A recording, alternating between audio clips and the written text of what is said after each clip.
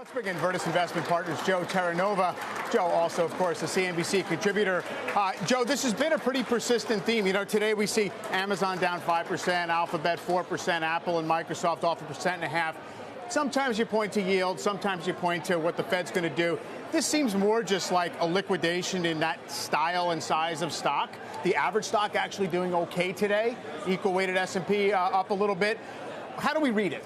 Is it just kind of the tail end of the process we've been in for a while, or is there a new reason to worry about what it means for the indexes? Well, I think two things. First of all, I think it is strategic to your point. But second of all, we have been in a valuation recession since Q4 of 2020. It's rolled through different equity size classes. It's rolled through different strategies and through different sectors. It's now touching the last place where that pristine valuation, that premium, was maintained, and that's in the mega caps. That's comforting from the aspect of it means we're closer to the end of this valuation recession, but you still have to wonder what's the overall impact on the market. How much longer can the indexes keep the resiliency that they've had the last several days if the selling pressure in mega caps continue? For sure. And I wonder what you think is now implicitly in the market when it comes to what the Fed's going to do, how much that actually is the decisive swing factor from here on out.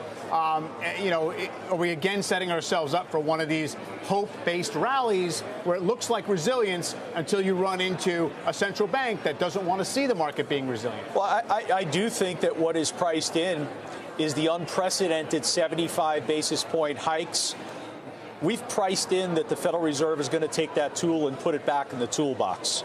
The expectation clearly is that we'll begin to see a change in the interest rate hikes. We'll see 50 basis points in December or something along those lines. So that, without question, to me, is priced into the market. Yeah. But do you think that we need to hear something explicit about, look, we have the destination in sight in terms of what the target Fed funds rate is going to be in a few months? Give the market some sense of we're nearing the end of this process, or do you feel like a step down to 50 basis points is enough? Well, I think it's really more offering the market a chance to catch its breath. Mm-hmm. It seems as though the Federal Reserve, because they're playing catch up, Mike, it's making the market run. It's almost as if the market's enduring a stress test, and it's on the treadmill, and the Federal Reserve keeps turning it up higher and higher and making the market run faster and faster. I think all the market really needs is a sense of let's take a break, let's catch our breath, and ultimately, I think why you will get that is the Federal Reserve is going to look towards the shape of the yield curve. They're going to look at that recession 3-month to 10-year part of the curve.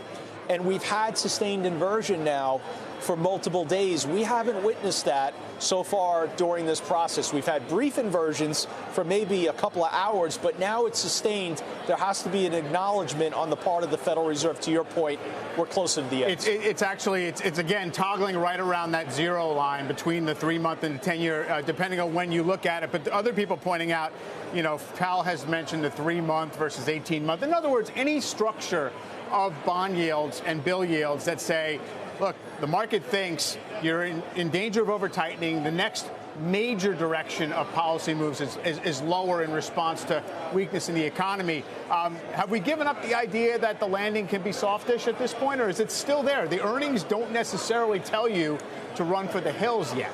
Well, it depends what you're looking at. If you're looking at the economy, the jury is still out on a soft or a hard landing. If you're looking at risk assets, without question, we had a hard landing already, and in particular for a variety of different strategies. So does the Federal Reserve, is that their care? Is that the concern? I don't think so. And I think the Federal Reserve is going to walk a very difficult line here in the coming days where they don't want to create elevated volatility once again to where you have to say to yourself, okay, is there stress in the system? But they also don't want to see the market get too far ahead of itself.